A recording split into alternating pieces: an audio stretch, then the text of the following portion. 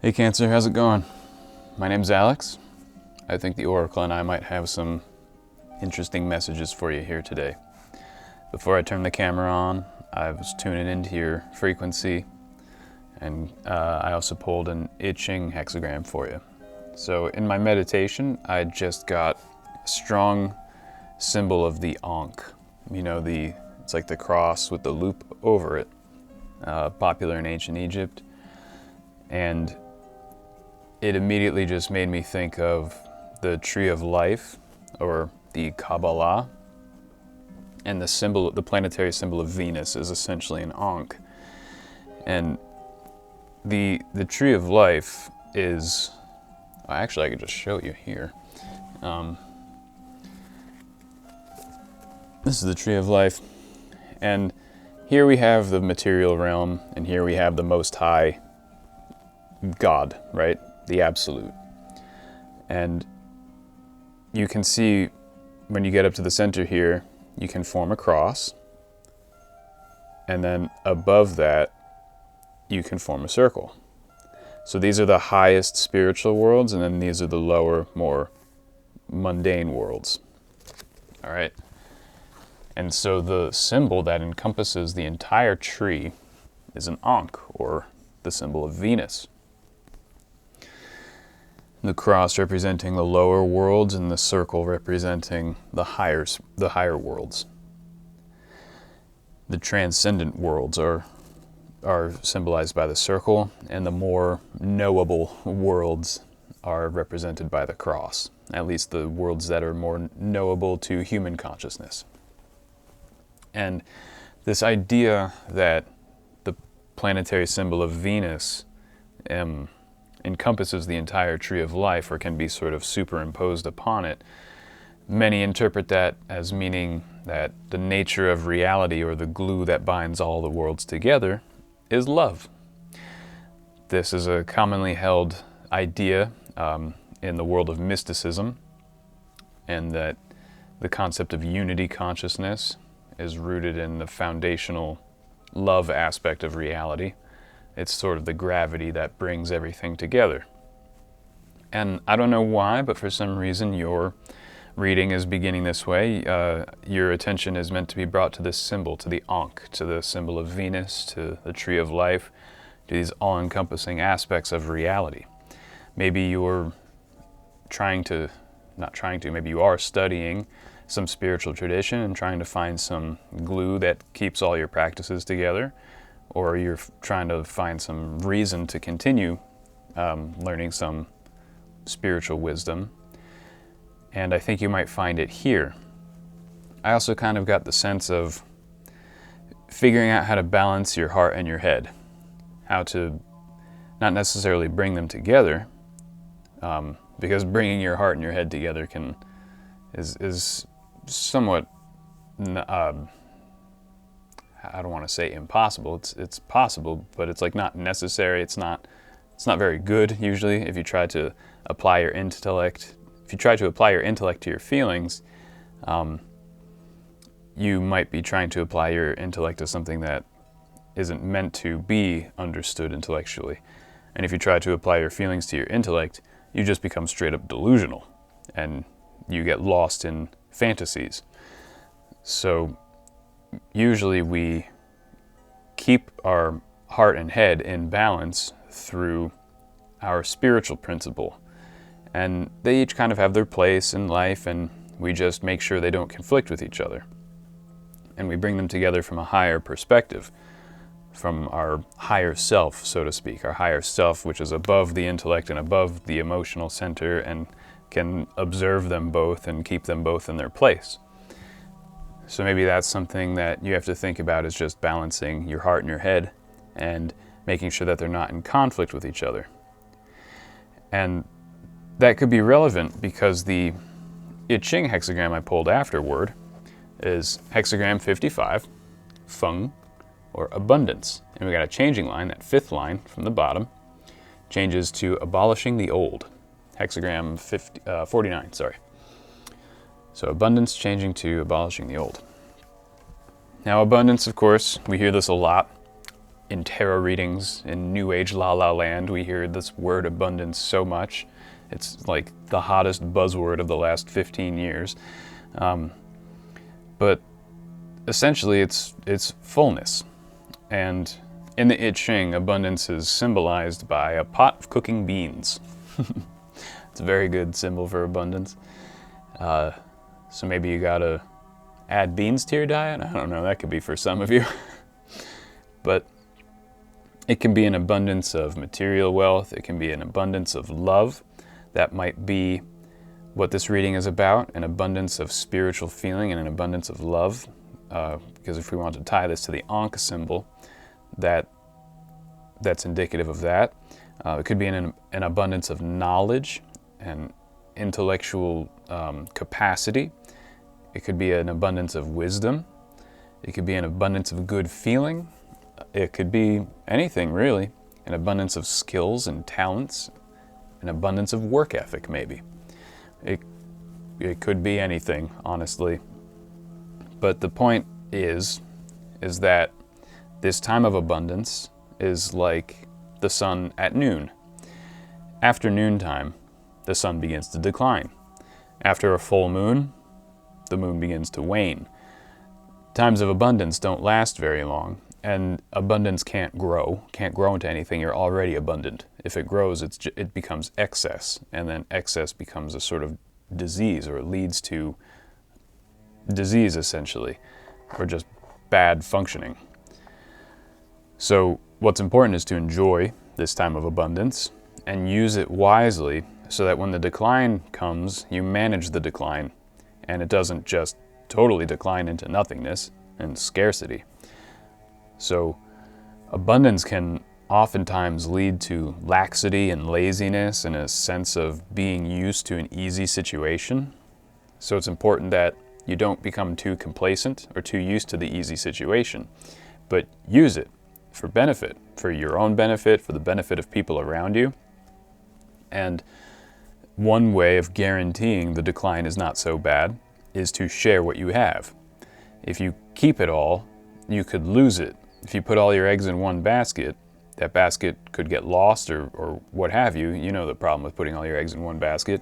So sort of spreading this abundance around could be very useful at this time, whether it's spreading the knowledge and wisdom you've learned, whether it's spreading the love you feel to those around you, and like a candle or like a flame lighting all the candles.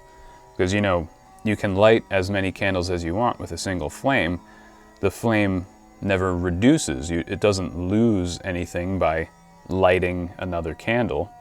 It just spreads, and the flames just keep lighting and lighting and lighting. And it never diminishes. The original flame doesn't diminish in power or anything. So spreading your good vibes, spreading the love, sharing your abundance with those around you is important, especially considering the changing line you got, the fifth line. Now the fifth line is known as the king's place in the I Ching. So to have the changing line be at the fifth line, the fifth place, is very, very auspicious. It's like you take on the place of the king, and also it's a yin line at a yang place, which means this particular king is gentle, humble, magnanimous, soft, trustworthy and trusting, respectful. It's like a softness. It's like a king in a good mood, and a king who is abundant and in a good mood can vastly improve the lives of not only himself, but of everybody around him. And it behooves you to do this. Why not? You've got nothing to lose in this situation. You've got the love of God, the love of reality just flowing through you and radiating from you like the sun at noon. The elemental symbols here are thunder above fire, which is like a lightning strike. It's bright, it vibrates everything, it illuminates everything, but it doesn't last very long. It's full of power and sound, but afterward it's like an ominous silence, right? It's a quick decline. So to use that abundance, to capture that lightning, do something productive with it and share it. And don't just let it go to waste. Don't just let it strike out in the field and then become nothing. But, you know, you can like harness it, you know, build a lightning rod and power something with it. Power some machine, collect the energy, charge some batteries, you know what I mean? This is metaphorical, of course, maybe literally in some cases, maybe. Maybe you gotta charge some batteries. Maybe your house runs on off-grid power and you need a new bank of batteries. I don't know, but the point is to do something useful with this abundance you're in, because it doesn't last forever. All right, we're gonna pull some cards here for you and develop this further. So I've got my own divination system that I've developed. We've got 24 symbols, 24 aspects of reality on this board. I'm gonna spin a coin that's gonna land on one of these aspects. That's gonna be the aspect of your life or the aspect of reality that the Oracle wants us to focus on for you today, and we'll pull some cards about it. All right, Oracle, what does Cancer need to know? Oh, and it's off. Landed upside down. What does Cancer need to know?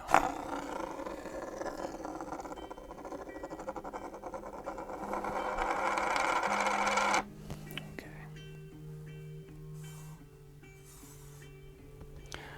All right, we've got the symbol of the earth. The alchemical symbol of earth. I think my last reading, who was it? Was it Sagittarius got that too? So maybe there's something in the most recent Sagittarius reading for you.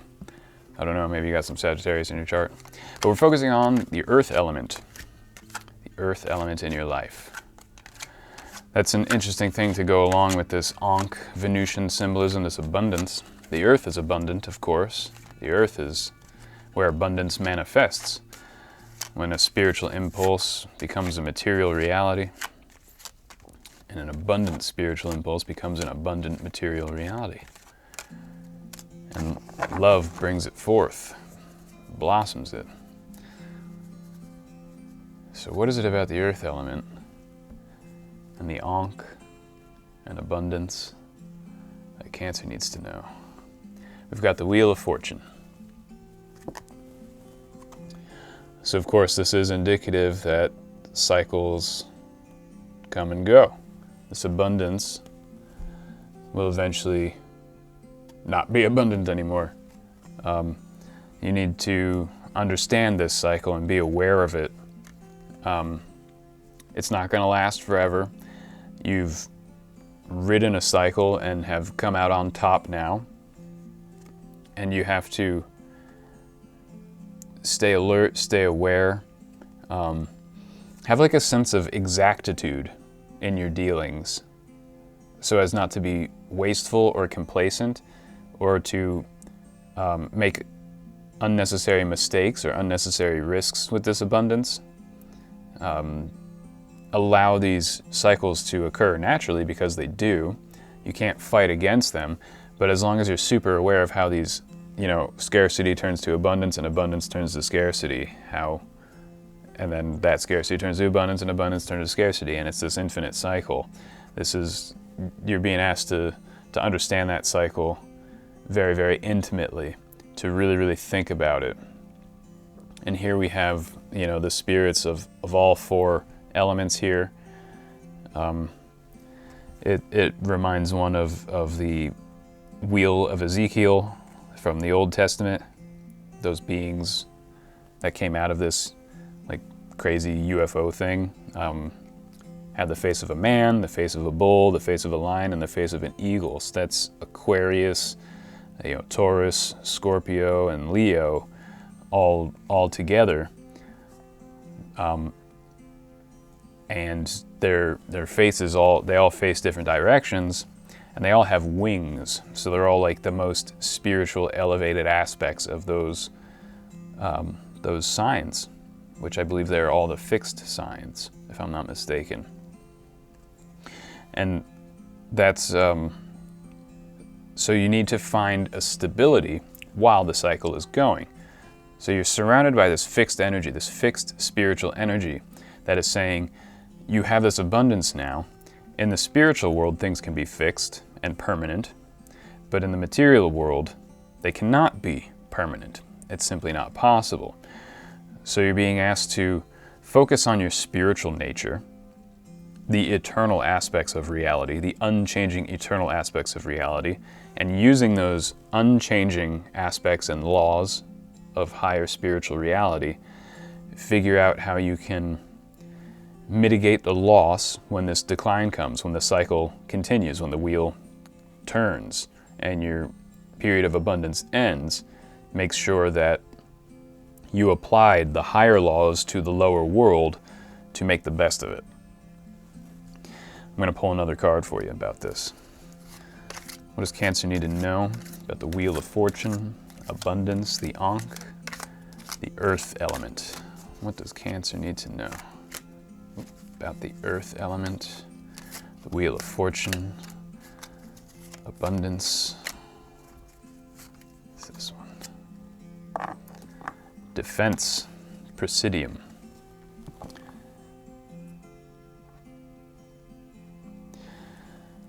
So Presidium is like a fortress. It's like a seat of government, or a place where a leader lives, or a place, not necessarily where the leader lives, but where the leader performs his activity, his day-to-day. Is that an anchor? Or vertebra? I have no idea what this is. I've looked at these cards 100 times and I still don't know what this is. That's interesting. So, defense, huh? That's interesting. Well, something about the changing line at the 5th place here for abundance is that you could potentially be misunderstood. Even though, like, you being at that 5th line in the King's place is very auspicious, it means that, like, brilliant people are willing to gather around you. But some of those people might misjudge you. And you might feel like you have to defend yourself a little, but don't defend yourself harshly. Make sure you do it gently, because even if you don't defend yourself, you're in such an auspicious position that, like, they'll know you're right eventually. Eventually, like, time will be on your side, and everyone will come around and realize that you're right in what's happening, correct maybe in some situation. And this misunderstanding might make you feel defensive. That might not be for all of you, though. Another thing is just defending your abundance from, you know, those who want to spin the Wheel of Fortune a little too quickly. Because here in your place of abundance, you can enjoy it. Don't become complacent, but enjoy the fruits of your labor. But some people might want to take those fruits from you, or they might be jealous and wish to push you back under and have you be ground down underneath the Wheel of Fortune again. And they might want to spin that wheel a little bit quicker. And so you have to be on your guard for those who wish to exploit your abundance, whether it's taking money from you or whether it's making your knowledge seem not important, making your wisdom seem unimportant. Whatever it is, whatever this form of abundance you have, or making your love seem brittle and dry and empty. There might be a couple of people around you or something like that, or these forces, or maybe this is from within yourself that are trying to make you feel unworthy of the abundance you have, and you just have to defend against this sense of unworthiness, because you are worthy of having it and you're allowed to enjoy it. So I'm going to pull a token for you. One last thing for you to think about today, Cancer. What does Cancer need to know? Defense, the Wheel of Fortune, Earth, abundance. What does Cancer need to know? These two kind of sticking together. Okay, so here we have the astrological sign of Libra and the prison. So there might be, for some of you, this might be quite literal. There might be like a legal case, a court case or something. And prison might be in the cards. I don't think for you, but for someone that you know. Yeah, I don't know. Defense. Maybe you need a good attorney. Maybe you are a defense attorney, and you've just been doing a really good job and have come into an abundance in your career. Interesting. Well, care needs to be taken at this point. Careful, deliberate exactness. It goes back to that exactitude I was talking about. That in your dealings and deliberations, you need to be very, very careful, especially if your abundance is a financial abundance. There may be unsavory characters who are looking to exploit what you've got, and you need to really weigh your options very, very carefully and not get swept up into harebrained schemes or scams or even illegal activity that someone might be trying to convince you to get into. The advice is don't do it. As tempting as it might be, you might think that you can multiply your abundance, but it's not going to pan out. The eyes of justice can see you, and it would be too great of a risk to do something foolish like that at this time. Another interpretation, that's hopefully not for all of you, another interpretation of this is that you might become overly complacent in your abundance, and it will put you in a type of prison. You might feel like you want to lock away your abundance, whether it's your money or your ideas, your knowledge, that you want to put it in a vault and keep it safe. Maybe you can do that with some of it, but not all of it. It's important to save for a rainy day, of course, and not be wasteful and silly. So that could be a good idea to carefully put some things in a vault, whether it's a spiritual vault or, just keeping some of your wisdom secret for yourself. Maybe it's just for you to know. Setting aside some wealth for a rainy day, or to invest, or to just keep it and not waste it. So, but do so deliberately and with balance. Don't put too much away when it can be shared and help, and it can improve your life by sharing it and spreading it. So put some away in a balanced way, and don't let it put you in a prison. A lot of the time when we run into abundance, we kind of feel frozen. We don't know what to do with it, especially if we're not used to having abundance. We just can be paralyzed with analysis paralysis and not knowing what to do with it, how to share it, how to spend it, how to save it. And then we wind up like doing nothing with it. And then it kind of dies on the vine, and we can lose a lot of it because we decided to do nothing with it. So again, that idea of abundance turns to decline, you're really being asked to pay attention to that so that it doesn't become like a real problem. Being paralyzed by choice and not knowing what to do. When you have abundance, decisive action is necessary, especially when you have that fifth line changing. You're in the king's place. The king makes decisions and does things with his abundance, and does so quickly and with deliberate intention, well thought out, judicious and deliberate intention. And so long as you're aware of all of this, you'll have managed the decline properly, and you won't ever fall back into scarcity. So make the best of what you got. Keep your eyes open. Be careful. Be smart. Be wise. And just remain honest with yourself and what you want. All right, Cancer. I think that's all I've got for you. I think the Oracle and I have said all we need to say tonight. It was great seeing you. I hope you enjoyed this, or were at least entertained. I hope it was helpful. But I am very grateful that you stopped by to hang out with me, and I wish you all the best, and I'll see you next time.